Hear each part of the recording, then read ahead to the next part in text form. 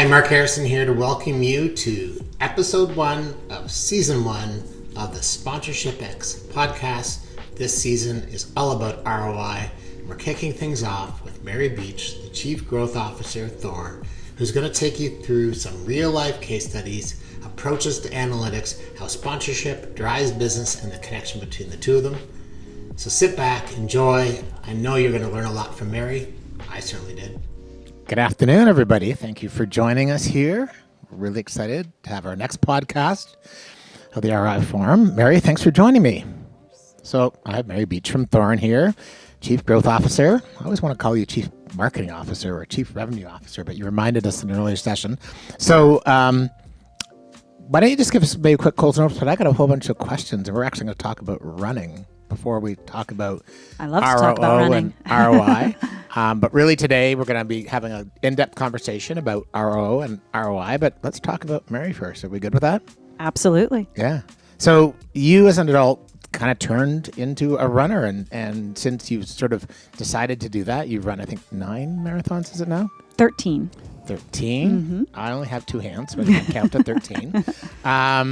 Why? Why become a runner? So I had a health crisis when I was in my mid-30s. And I'd like to say that led me immediately to running. It did not. It led me immediately to kind of trying a whole host of things to try to have a better wellness and a better health span. Eventually I learned that running was something that I could do without any excuses. I didn't need equipment. I didn't need a gym membership. I didn't need to make a class. At the time I had 2 young children. I am the main income earner. I had a very demanding job. And so I had a lot of excuses, very valid excuses. And running, there aren't excuses. But it took me really a long time to come to running because I'm not an athletic person. And the first block that I ran was like a major achievement. Like I didn't think that I could do it. And in fact, my mother was so convinced that I wouldn't be able to do it that she sent me a neon yellow vest so that the first responders could find me. Wow. Which is just, my mother's always been a great supporter. Yeah. Well, there's some love in there. She wanted to make sure the carcass was returned home. Correct. Right? But it stuck. It has stuck for, started that 1 block and I ran a 5K that year. And then I've now done 13 marathons in as many years. Have you ever read Jeff Galloway's books on running? Of course. Right. And literally, what's his first piece of advice? Just get out there and, take a step. Do 1 block. Do 1 block. He literally talks about Take a step. Yeah. And that's amazing. And so now you've done 13 marathons. How many halves? Oh, countless halves. Countless halves. And I was reading an article about you online, which is one of the best things about the internet these days, is we can go full and deep. So, But you have this thesis around the negative split strategy. Could you explain to me what that is? So in running, particularly in races, the concept of a negative split is that you're going to run the second half of the race faster than the first. And it is incredibly hard to accomplish because if you can imagine over 26 miles, you come out strong, you're super excited. You get to, about mile 17 for me, and you're kind of having physical pain. You're having what my 18-year-old would call as a bit of a mental breakdown about how far you have to go. And you are really struggling. And so to go faster at the second half is really challenging. And I really took this concept. I do not always run a negative split. I always try, but I do not always do it. But the concept that was a good, sort of life mantra, the negative split. I'm not getting younger, I'm getting older. And I don't want to assume that the second half of my life is going to be all downhill. And I don't want to assume in my career that the second half is not going to be even better than the first. If you think about it from a race, you're coming into the second half with a lot more experience. You're coming into the second half knowing how things went, your pace, what nutrition and what hydration you need to take in. There's all these things you can use in the second half. We have the same thing in our careers and in life, so why not apply that? So how do we apply that? I mean, I love that. Having, I think a lot of men read the book Younger Next Year, which is all about the last third, but how do we apply the negative split strategy to the rest of our lives? I mean, I think, you? I'm super passionate about wellness, which is what brought me to Thorn. But I think for us, I think part of it is our mental approach that this is about health span, not lifespan. And there's so much you can do. I like this phrase, skills before pills, even though I work for a supplement company, that there's a lot we can do with our lifestyle to make changes, to get better in the second half. And absolutely making sure that we're, making sure our physical body, it's the one that we have, is at the top peak of its performance. But I think we can also apply it to our professional lives. I love to look at any work that I've just come out of and say, how could the next time be better? How could the next campaign or the next sponsorship or the next action be better? And really look at it from that was just great experience. So what now? And the same thing in life. I love that. So we're going to move from the B minuses onwards. Just going back to a reference from an earlier panel that you're on. But you talk about the negative split and doing better in the last halves of your life, but you've had a pretty incredible career. So we're talking Kate Spade, and we're talking Disney, and we're talking you ran Scholastic. So tell us a little background, how you got here kind of career-wise. Sure. So I'm a marketer at heart, which is why you wanting to call me as a CMO. It's not, I take that in a positive light. I really love to work for brands where consumers have a lot of passion for the space. So if you think about, I started at Ralph Lauren, I spent 13 years at Disney, and then at Kate Spade. These are, we are very passionate about what we wear, the handbag we carry. We saw a presentation here about people's passion about Disney. It is deep. It led me to Scholastic. People have a lot of passion about books and book characters. And then wellness was really a surprise for me, but people feel a lot of passion about wellness, about their lives. I'm glad to say that. And so that's been the natural thread through everything that I've done. And honestly, to go back to running, I wouldn't be at Thorn if it weren't for running. I don't think my CV is of immediate attraction to a recruiter looking for someone to run a chief growth officer of a wellness company. But I did a post on LinkedIn about negative split. And the recruiter was like, okay, well, she doesn't come from vitamin mineral supplements, VMS. She doesn't come from CPG, but she clearly loves the wellness space. And I bet her background is translatable. And so that brought me to the wellness industry. And it is translatable. Took me a couple months to learn how to pronounce magnesium bisglycinate. Can you spell it? I cannot. Okay. Do not ask me to pronounce hard things. I'm not necessarily the medical expert. Thankfully, at Thorn, our medical and science team are 5 times larger than our marketing team, and it will always be that way. But I'm very passionate about telling more people about our great products.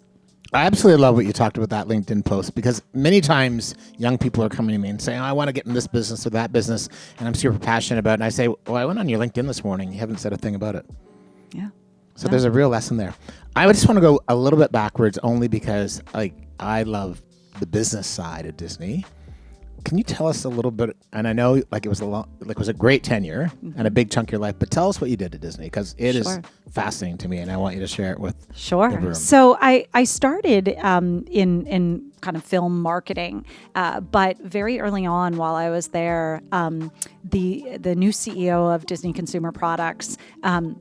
He attended a Disney on Ice show, and he saw little girls dressed up as Disney princesses. Now, at that time at Disney, this is when DVDs came out. So if the Cinderella DVD came out of the vault, if you all remember that, then the company put out merchandise around Cinderella. And then when the DVD went back in the vault, all the merchandise went back in the vault. And this was, Andy Mooney was a career marketer. He came from Nike. He was like, now, wait a minute. If little girls like dressing up as princesses, I bet they would like to do that 365 days a year, not once every 7 years for that character. And so we launched the Disney Princess brand. I raised my hand to do that. I was actually assigned to a different brand, and I went and I said, I want to work on this one. I felt enormous passion about launching something new specifically aimed at girls. And the first year, I think we did 150 million. When I left the brand, it was over 4 billion. I think it's close to 7 billion now, with a whole new cadre of Disney princesses, which is wonderful, better reflecting the society that we live in. And I loved every minute of it. And I went from that to actually being part of when Disney acquired Pixar. They wanted someone to kind of split their time between Disney and Pixar, 2 very different cultures, 2 very different companies.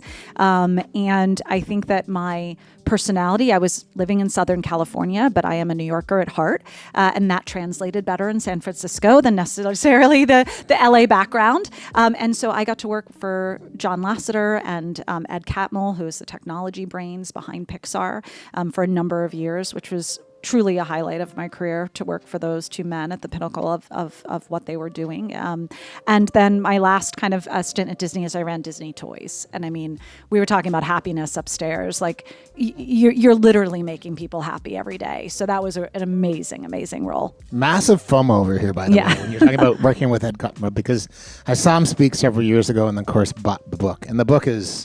Creativity Inc. It's a phenomenal piece. And the concept of plussing, which is what he speaks about. It's Pixar's entire foundation of a film is put up multiple times in the process of making it, and anyone in the studio can offer feedback, and it's considered plussing. The director can decide whether to take it or not. That's their job. But anyone can plus. And this concept, I try to bring it into everything I do at Thorne, this just concept of like, I may be the CGO, but anyone on my team can plus and make something better. And we're always thinking, how do we plus that? So it's a must read. It is an absolute must read. So now jumping back to that LinkedIn post, so was it a cold outreach from the... It's cold outreach. It's the first time in a 30-year career where I've ever been recruited to a role. I've never had a recruiter actually lead me to a role. It's always been a personal connection. Yep. And you were running Scholastic at the time? I was the Chief Transformation Officer at Scholastic. I had joined after being on the board of directors for 4 years. So what was their message? Tell me what the message said. Do you remember? The message, I think they said, literally the gentleman called. I remember it was like, it came up transcribed, on the, when I looked at my phone messages, and it said Thorne. And I had been on taking Thorne's resveratrol, which is a longevity, an NR medicine and NR supplement that helps with longevity. And I'd been taking it for probably 4 or 5 years after hearing it on a Huberman podcast, Andrew Huberman. And I was like, I know that. And I really love that company, and they make a great product. And that I picked up the phone. Amazing. So describe first in the room this concept of being a chief growth officer. What is that? What does it entail?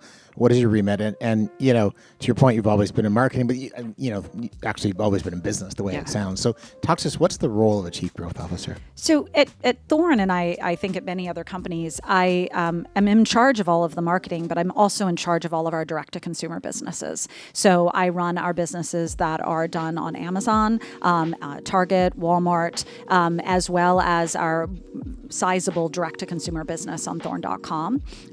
I also oversee our global marketplace business. The only business I don't oversee is our sales to healthcare practitioners, which is still a third of our business. Incredibly important. Most people find out about supplements through their healthcare providers, so it's a very important piece. I handle my team handles the marketing for that, but we have an amazing sales team that works directly with docs and RNs. And that was really the origin of the business. 100%. And now you are continuing the transformation of it to more of a consumer-oriented business. Absolutely. So talk to us a little bit about metrics and impact and where you look at things where you prioritize maybe ROO, return on objectives, over kind of return on investment. So Thorne is a private equity held company. And if you've ever had, I mean, whenever I'm talking to young people and they're saying, should I do VC? Should I do PE? Should I do a public company? Should I do a founder? And I said, there's always someone who wants to know how things are going. It really doesn't matter where you're working. Somebody wants to understand the metrics and wants to see them generally go up and to the right. And that doesn't matter if that's shareholders, if that's a private equity firm, if that's a venture capitalist, if that's an owner of a family business. And I've worked for all of those. So metrics are important, and the ROI side is really critical. I made a joke earlier that as a long-time growth marketer, I kind of don't even look at the impressions number. I'm just always like, it always ends in a B no matter what happens. And I don't know what that actually translates to, even on brand awareness. But we set very clear metrics at any place I work, but absolutely at Thorne around brand awareness. We like to say we're the best company no one's ever heard of, but we're changing that. And brand awareness is really big opportunity for us. Also customer acquisition. Again, as a young brand in terms of direct to consumer, we feel very comfortable that if you are seeing a healthcare practitioner, that they're going to tell you about Thorne. We're the number one #1 healthcare practitioner recommended brand. But unfortunately, many people aren't seeing a healthcare practitioner or not talking to them deeply about their, areas of opportunity or areas of challenge. So we need to reach those individuals. So customer acquisition is really important. And then the third is lifetime value. And we have a huge opportunity at Thorne. We have, over 300 products. So if you come to me because, like myself, and you want a longevity of product, and then you are a woman, going through perimenopause, which I also fall under, we also have products for that. We will have products when you may need, something for the winter, when you're feeling a little bit of seasonal affliction from depression. We have things for, mood and anxiety. So there's no reason why we can't. You need to be a one and done customer. We have products for weightlifting and for muscle building and all of those types of things. So the huge opportunity for lifetime value is something we look at. I generally figure if a partner can help me acquire the customer, I feel very good about our ability to take them through our funnel and introduce them to new products because our products are really good. That's one of the gifts as a marketer. If the products are really good, the customers are going to stay. And so I feel confident in that. So I do focus a lot on the customer acquisition side. I mean, there's a bit of an interesting similarity in your career where you work where the marketing is important, but the people designing and creating the products are even more important. I love working with creative people. And I think that I was a theater kid. Again, I said I wasn't an athlete, so I was 100% Where did you grow up? Theater kids. I grew up in Baltimore, Maryland. Okay. And I was a theater kid. And anything online that we can all take a look at later? Blessedly no. It wasn't that. I actually had no interest in where you grew up. I just want to narrow my internet search. No. Blessedly, I was prior to all of that. So you think? Yeah. So I think I have some wonderful pictures of when I was in Ellie in South Pacific, but no video, thankfully. But I went to college on a theater scholarship, and so I think what I realized when I was in college is that I love being around creative people. I love helping them remove barriers to success. I'm incredibly good at strategy to execution. I'm decent on a stage. Like I have good stage presence, but I'm not an actor. And so I kind of left that when I graduated, but it was like, I always want to be around creative people. And, I started in very creative fashion, is very natural connection there. But what I found at Thorne is the product development side is incredibly creative. You're taking science, medical, people who understand ingredients and their impacts, and you're finding, and then you're merging that with consumer insights and demand. It is incredibly creative in a different way. And I love the product development meetings are some of my favorite, and just thinking about how we can best meet a consumer need with, great product. And do they let you do a plus up? They always let me do a plus. Okay. I try to keep mine from a very consumer perspective, and try to not let my own internal experience and bias come in there. Although I will be honest, we were talking about some new women's health products, and they were some new products for perimenopause, and I had to hold back my personal opinions of needing this tomorrow. But I do try to keep it. I felt very comfortable saying it is a large market because all women go through it, and knowing that it's out there. So I try to keep it objective. No, listen, I appreciate that. And I think what's interesting is, when you talked before about kind of the appreciation going through a theater scholarship and studying that and understanding where you fit in, is there's a real kind of humility in that. Just sort of going, okay, this is I like that. I'm passionate. It's not what I'm going to do, but you're going to keep those skills for the rest of your life. No, I think it's really, I have college-age students and kids who are students, and I'm always saying to them, just find where you add the most value. Where's the value? In college, you do a lot of group projects. Group projects can be intensely frustrating. When you're a student, not everybody might have the same passion that you do. But I'm find out where you add the most value in any room, in any group, and do that thing. And it would be wonderful for that thing where you add the most value also brings you joy. And usually it does. You usually add the most value in the place that brings you the most joy. I actually can build a beautiful deck. It brings me no joy. And so I don't do that. And sometimes I'll be like, oh, I should have spent more hours on that. Zero joy. And I'm not the only person that can do that. I try to find the things where they're distinct to what I can add value for. Okay, before we jump over to sponsorship, I have to ask you this question because I'm having a little PTSD. Did you have that person in college that every time there's group work being handed out, they were eyeing you out of the corner of their eye from across the classroom, like, I'm going to get Mary before she gets out of this room, and then bolts over and like gives you the, like a little dog? Absolutely. I think. What were their initials? I don't need their name, but I want to know their initials. I actually really think that I'm not going to give it away, but yes, I mean, I do think that I remember very well as a 20-something woman being flattered initially that I was wanted for those which is so typical, and then being like, I'm being actually used in this moment. This is and even went to the workplace. I used to work with a gentleman who never wrote anything down. And I thought maybe he had, like in meetings, he never took a single note. Right. And at first I was like, he must be a savant of some kind of like memories. Like, and one time I asked him, he'd had a few drinks. I was like, how do you not ever write anything down? It's like, I have to write everything down. He's like, well, if I write something down, then I'd have to do it. Wow. Oh, there we go. That's true. And I'm thinking of all the things I write down, and people talk about if Mary writes it down, it's going to happen, and it's generally true. And I'm like, oh dear, I've missed some major memo about life. So yes, I do think that happened. It happens to people.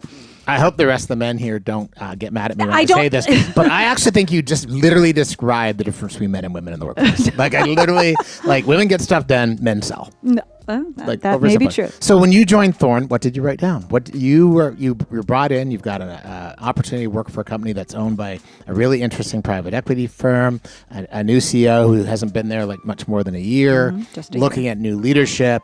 You responded to this LinkedIn cold kind of pitch. So day one, you must have probably walked in there like, I suspect somewhere in your personal journal you wrote some things down.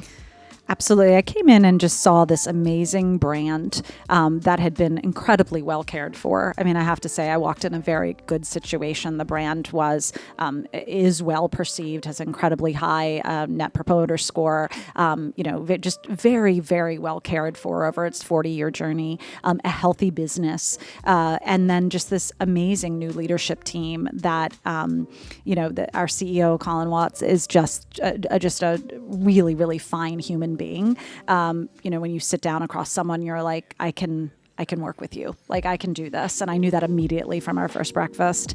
I think that one of the first things I wrote down was we just have to get on a bigger stage. We have to get our name out there. And, the company had been spending most of its marketing dollars on paid media, on working media, which absolutely is an important tool. But if you looked at our funnel, and I did this exercise, our funnel was not particularly healthy in terms of the way a funnel should be. It was very bottom loaded. It was very loaded towards conversion, which happens a lot in a working media dependent budget. Conversion's important, but you actually have to fill that funnel with new customers, and our new customer acquisition numbers needed a little bit of a goose, and absolutely that can be done through working media, but I knew we had to get out there and have other ways to get the brand on a more public stage, to not be the best brand that no one's ever heard of. Okay, so let's talk about the public stage, and how do you look at new platforms, new channels, new approaches to marketing that fill the top of the funnel? I think when we clearly defined our brand ambition to be the pioneers of optimal personal performance. So then it's about what's next for that. And we were a brand that has been working with athletes for most of our history, particularly since we developed our entirely NSF certified for sport line, which allowed us to work with those athletes and leagues and teams and, really anyone interested in a line in which there's no risk for banned substances. And that allowed us to think about how can these individuals, these athletes, these leagues, these teams help us get our name out there instead of us just having a one-to-one relationship. And then looking at it in a little bit, the company, because it was small, I think had mainly been looking at things inbound. An athlete was interested or a team was interested. We hadn't sat down and said, what are our objectives? What are the metrics we're looking to achieve? And then going out and seeking partners and to help us with that. And to be honest, we're still on that journey. We're still on that journey of saying, what is next for us. From an ROO perspective, for me, it's about finding folks to partner with that are equally committed to personal performance. And so, UFC has a UFC's Performance Institute. It made it a natural fit. This is an entire institute in Las Vegas and Shanghai and Mexico City dedicated to their athletes' training. Not every sport has that type of place where all of their athletes come through, not to mention athletes from many, many other teams, with teams of the people that, again, helped found the Thorne Company. They have trainers, they have sports nutritionists, they have, RNs and doctors. And so it felt like the right fit from that perspective. And so, again, personal performance, maybe somebody who's trying to do a comeback. Madison Keys, who is a wonderful female tennis player, is one of our athletes and partners, and she was on a recovery road for many, many years, and has come back very well. And so that means a lot too. We don't want to just be with people who are at the top. We want to be with people who are looking to prepare, to perform, and to recover. I think it's so interesting that you got hired because you were credible, because somebody found you. And to your point, I had a chance to visit the Performance Center for UFC a couple years ago in Vegas, and there was a national women's volleyball team from another continent who was there, for a 10-day residency, learning how to train again. Yeah. Right? People see UFC very, unilaterally, like it's fighters, but they really are like world-class innovators when it comes to performance. Absolutely. And they're just the facility, how they take care of their athletes to ensure to keep them at top performance. We can take that into our own lives too. And I think it's just a wonderful connection, and we're looking for other ways to do that as well. So I know you've just launched a new relationship with them, and you've got great opportunity not only in the United States, but also globally. Mm-hmm. So share with us, maybe start with the ROO and then the ROI, some of the metrics that you're going to use to measure this relationship kind of year over year. I think from an ROO perspective, I'm really looking at enhancing the brand. And so I think for the UFC fan, who we know is a heavy user of supplementation, almost half of UFC fans use supplements, and they look to the fighters for advice and things like supplementation, or which whey protein to use, or which creatine to use. And so we're looking for that brand enhancing score to go up. So I am able to look and see if UFC fans have a higher, satisfaction score with Thorne, if they consider it more in their purchasing process than they did at the beginning. So we'll be looking at all of those things for the UFC fan in terms of consideration and satisfaction, brand engagement levels. On the ROI perspective, I am looking at new customer acquisition. And so that's an area where we are, we have a How Did You Hear About Us survey, and we're hoping to see the numbers from the UFC come up. But I'm also hoping to see, email acquisition at various events that we can then, again, turn into a funnel to take people through. I'm already seeing very positive metrics on the How Did You Hear About Us survey, which is exciting. And we're looking to just expand that more beyond maybe just the core fan into the casual fan, to be able to really tap into people who might not be following every fighter on social, but are watching the pay-per-view events or engaging in the various series. The UFC is kind of an entertainment company. They are true athletes, but they also are amazing at putting out content, and so that's a piece we're tapping into as well. Yeah, and it's interesting because you're inside a very different ecosystem than any other sport, right? Yeah. Where it's effectively sort of one business, if I oversimplify it. I found it. You were making the comment a minute ago about thinking about whether or not those fans who are following UFC athletes and they see that endorsement from the athlete, whether I was almost wondering, are you going to measure the net promoter score of the consumers that come through UFC versus others, because it's a real proxy for the equity of the partnership. That absolutely. We have the ability to do NPS after every purchase on Thorne.com, so that's something that we can look at. I do think referrals will be interesting to see from that population, because I think there's going to be a high likelihood of referral rate if you discover something through your favorite, your favorite athlete, and then it works for you. You're likely to talk about it a lot. So we're excited to see that as well. And do you have any metrics about a consumer who comes through the UFC ecosystem compared to your sort of other consumers on, say, an annual average value versus lifetime? So we are tracking AOV, average order value. We're tracking UPT, and then we will be creating a cohort of UFC to be able to see lifetime value. Now, I track lifetime value over 3 years, so this is not a short-term metric. We'll be looking at it on a long-term basis to ensure that they have that higher lifetime value. But I do think that the opportunity, we have a huge sports performance nutrition line, so the opportunity for someone to maybe come in through creatine, which is a top product, but then buy our daily electrolytes, move on to a vitamin D. Again, there's an opportunity for us to take them throughout the funnel. Okay, we're going to go backwards a little bit. You had an acronym sentence there. It was like a Campbell's soup of acronyms. Every letter was stuck to another. What is a UPT? Units per transaction. Thank you. I'm sitting here, It's so funny. Can I reach my phone and do the old Google thing or not? It's funny. I'm dyslexic, so we are well, at least I am terrible at acronyms. So I usually am very careful not to use too many acronyms because they don't stick in your head, or at least in mine. But these I've memorized. So AOV is average order value. UPT is units per transaction. So again, when you're running a .com business, those are incredibly important. Also very hard to move. So if you think of units per transaction, like it just really hard to get. I was in the handbag business for years. You want someone to buy a handbag and back in the day a wallet. Nobody carries wallet anymore, but maybe an iPhone case, or you want them to buy a handbag and a piece of jewelry. But most people just want to buy the handbag. It's the same if you're going to come for creatine, which is great for for preparation before you're going to work out. Can we also have you buy some daily electrolytes, which is great during the performance, and then magnesium bisglycinate for recovery. So that opportunity to increase UPT, hard number to move.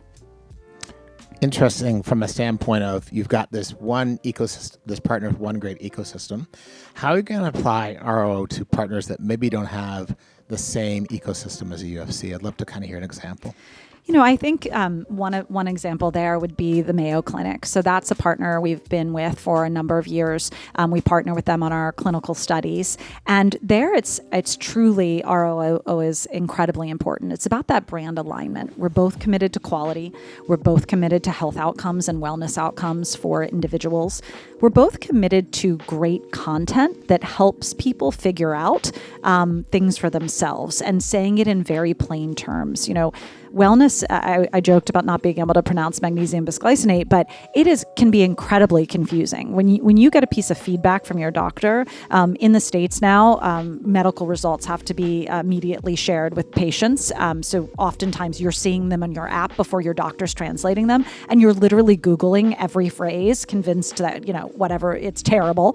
And it's so confusing when it really doesn't need to be. And so both Mayo Clinic and Thorne are really committed. We spend a lot of time creating educational materials for our customers, also for our healthcare practitioners who have a lot going on and need to have that background on what's happening.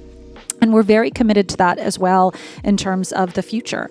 We believe that personalization is really important. I have trouble sleeping, but what I need to help me sleep may be different than what someone else is. So how can we get to the right thing faster so that you don't come and say, I have trouble with sleeping, and pick up melatonin? And it turns out you fall asleep great. You just can't stay asleep. You know what? Melatonin doesn't help you with that. So how can we get to the right product faster so that you can find relief more quickly? And I think we're very excited about some things to come on that front. This sort of sounds to me like going back to your comment about skills before pills. Like you're helping coach people to understand what they need. Well, and coach people to actually talk more about what they're trying to solve. I think we don't love talking about things like that. We love to go to a doc, have an acute issue, and then basically have that acute issue solved. I have a cold, I have strep throat, I have a gastro issue. But wellness is about how I feel every day. It's about how I feel when how I'm able to show up every day. I've slept well. I feel good. I feel confident. I have good mood. All of those things, inner beauty, outer beauty, everything. And so being able to help people talk to us more so we can help them find the right solutions. And we do believe that solutions are not just supplementation. There's lifestyle recommendations that are needed in concert or alone first before turning to supplementation. You've talked a bit about athletes, but talk to us about in the future as you work with athletes. What are the metrics you're going to put in place to see how that works, how your consumers respond, and again, share a little bit of the ROO versus the ROI. We definitely are still looking for that authenticity, like someone genuinely using Thorn. We were partnering with T1 on finding the key opinion leader for our campaign that's coming out on the 14th of April. And as we did a very, very metric-driven search for the person that we wanted to partner with, it was highly regarded that they had been using Thorn for years, because that just means it's incredibly authentic when they talk about it. It's not like, yes, I've been using it since 15 minutes ago when they handed it to me on the shoot. They really genuinely have had a positive experience for the brand, with the brand. And that leads to incredible authenticity. Drew Holiday, NBA player, when he talks about Thorn and his earned media, it's genuine. He trusts Thorn to help him with his basketball career and for him to show up well on the court every day. And you hear that. You don't hear like they are paying me.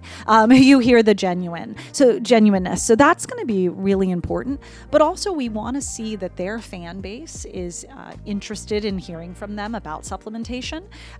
You may be following someone because they're incredibly fashionable or because they play very well, but they're not interested. You don't want advice from them on any other part of their lives. So that's something we have to gauge as well. We allow all of our athletes to have an online dispensary, so they can pick a set of products that they love and they genuinely use, and they can direct through their social media channels people to come to that online dispensary, basically it's a storefront, so that people can buy products, and we have, we rev share on that. So that's something we can track and see to see if their fans are genuinely interested in supplementation advice from that individual. And that's something we look at too. I love that. How do you figure out if this athlete has permission from their fans to talk to them about things, advice, products, etc., versus, to your point, the fan who just, no, I just want to watch you play, or I want to watch you act, or I want to watch you create music? We look at what other sponsors they have, and if those sponsors seem to be ones where, again, you're looking for someone who is going to have a cachet, have a credibility in that space. We see if their background and have they talked about supplementations before, or is this like the first time they've ever mentioned it? And what type of what is their social media personality is a big piece of it. Are they just kind of showing themselves on the court or on the field, or do they actually show other sides of their life? Because supplements are not the easiest thing for, you're not like shaking your butt or taking a pill as you run out to play. So you have to be showing other aspects of your life in order for it to be genuinely included in your content. And so that's really important to be kind of looking at that whole, the way that their personality exists online is really important as well. You made a great comment earlier about people going to work, regardless if it's a public company, privately held, PE, whatever, that somebody's keeping score. Like somebody wants to know how the business is doing. Mm-hmm. How do you coach your partners to understand that mindset? Because the reality, and not to pick on our business, but 10 years ago, like our data wasn't great, right? Now we have a lot of platforms, a lot of access to stuff. I think we're going to continue to see that develop. But there are, respectfully, some folks in the business that are like, they don't want to keep score, no pun intended. So how do you coach your partners like, hey, and you're owned by PE, like PE folks keep score? They keep score. So I think, what I try to do with our athletes is share how their metrics are doing before, we're at a renewal period. And also to give them information about how they can, examples of posts that work, or examples of ways to talk about the product, or opportunities to come to see our facility in South Carolina where we manufacture 95% of our products, to tour it so that they genuinely can feel a passion and connection for the brand, and then share that with their fans. How they can drive sales to their online dispensary in an authentic way. And then with our sponsorship partners, I'm kind of taking the same tact to share I'm not holding the metrics and either being happy or mad myself. I'm going to open up the toolbox and share with them. This is how we're doing on the various things: customer acquisition, customer awareness, LTV. And we're doing this after the first quarter. This is our first quarter of our stepped up sponsorship with UFC. And we'll be sharing that with the sales team, with our key partners, so they can see what's performing well and what isn't, what they may have thought was a high value asset that isn't working as well for us, but also sharing that scorecard with my partners. I mean, every marketing partnership has a marketing component, but it also has other teams at the company that need to be maximizing that, or it's not going to work. So sharing where you are with the sales team. Are they using the tickets? Are they using that to generate leads? Is the product development side working with the Performance Institute or the trainers to get new ideas and make our products even better? So those types of kind of transparent scorecards are very important, and I think probably underutilized. Yeah, one of my colleagues, Jorge, likes to say sweat the assets. So it sounds like literally I can see you've got everybody in the octagon. And okay, we're going to go through the numbers. And absolutely. I hope it's not in the octagon. I wouldn't do very well. But yes, yeah. I mean, I do think, I remember another presenter today said the contract is not the thing. And I remember when we finished the contract, I literally broke it down into an Excel spreadsheet of the assets. I attached the valuation of each asset, and then I was like, here's the plan for working the asset with the team. And it was an incredibly important piece. We brought on a full-time head to work on UFC to really maximize each of those assets for us, based in Vegas, where the Performance Institute was. We would not be maximizing this sponsorship if we hadn't done that. And that is something that honestly was a little bit hard to fight for, because it's like, we're paying for all that money for sponsorship. Why do you also need and I'm like, because you do. You absolutely do, in order to maximize on that. It would have been the part-time job of 20 people instead of the full-time job of one person. And that is allowing us to really utilize those in the best way. So I absolutely love that, because a lot of folks in our business say, what's the key to successful sponsorship? It's activation. Yeah. But you've actually, a step before activation, said we actually have to make sure we're spending this money the right way, and the only way you do that is maximizing all those assets. Absolutely. Making sure they're being used. So how did you win that argument to say, okay, we need, we bought the asset or the partnership, we have the assets, but we need that resource? How did you win that argument? It was really very clear of we're going to spend this, a sizable chunk. And if we're not willing to spend a tiny percentage of that on an individual to make this come to life, then it's just not going to happen. And we had some examples, from my past, the company's past, where, sizable investments weren't maximized. And it wasn't the fault of the individuals of the company. They're good people who all worked really hard, but they had other jobs. And so again, it became something that was looked at when someone said, how's that going? And they're like, oh crap, I have to go, work on that, versus someone who wakes up and goes to sleep thinking about nothing but that sponsorship and other sponsorships. And I won't do this again without that. I think it's very, very critical. Well, I love that. And I think for, people who work at properties, who are listening to this, or work at agencies, that with all respect to sponsors and clients, that one of the biggest challenges sometimes is just getting approvals, getting information, having a champion internally who can sort through that maze called Thorn and find what cupboard is the answer we're looking for in. Yeah. And I wanted someone who was really not working across, a ton of stuff. They weren't also doing influencer and also working with our athletes and also working with Mayo Clinic. They were really just working with this sizable investment. And I think that was critical.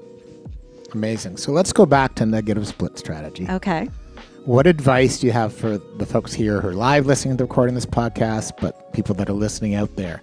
How do you apply negative split strategy to your career? We'll just stay very professional.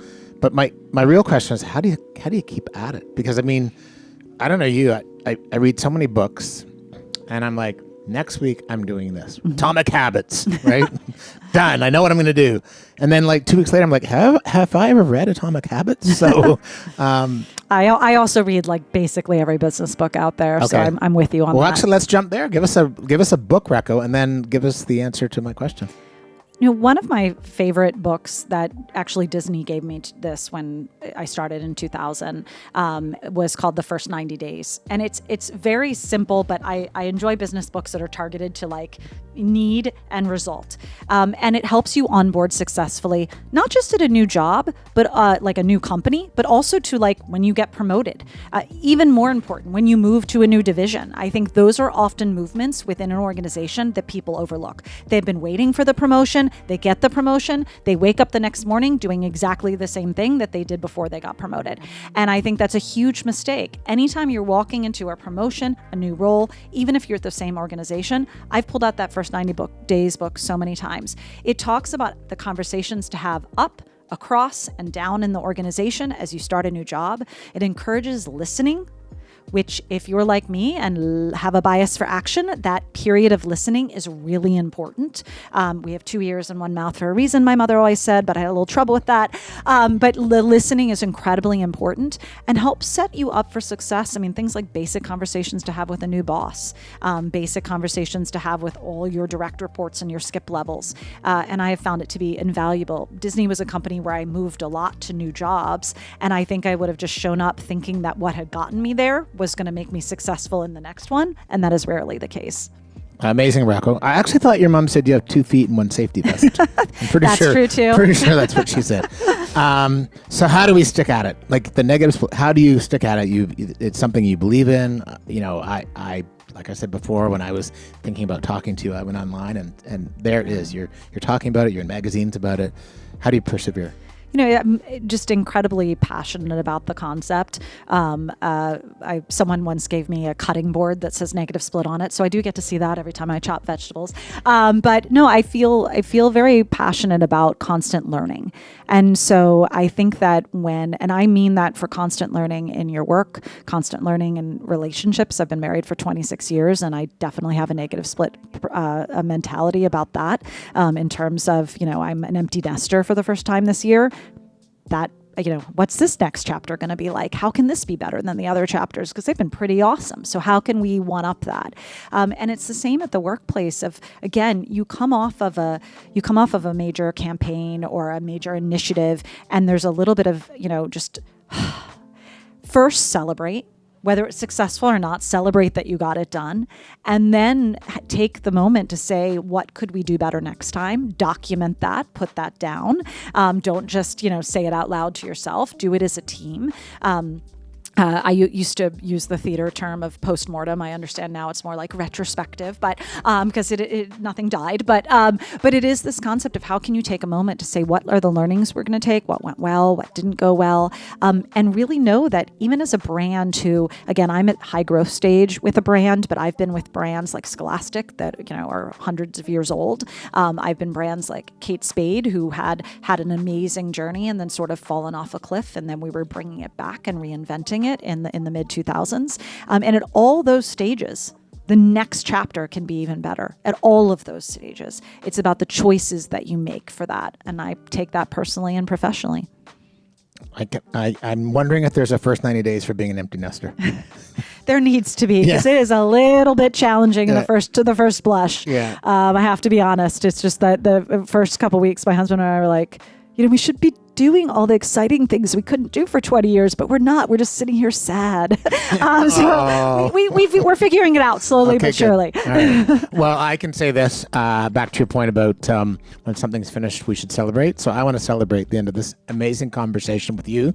And I'm definitely going to get that book, the first 90 days. It's a great one. It's a great one. And maybe in a year, I might even be doing some negative splits, but I'm not going to promise that. I would be there for you if you were, but thank you so much. Appreciate you having me. Yeah, great information, great inspiration. Thanks very much, Mary. Absolutely.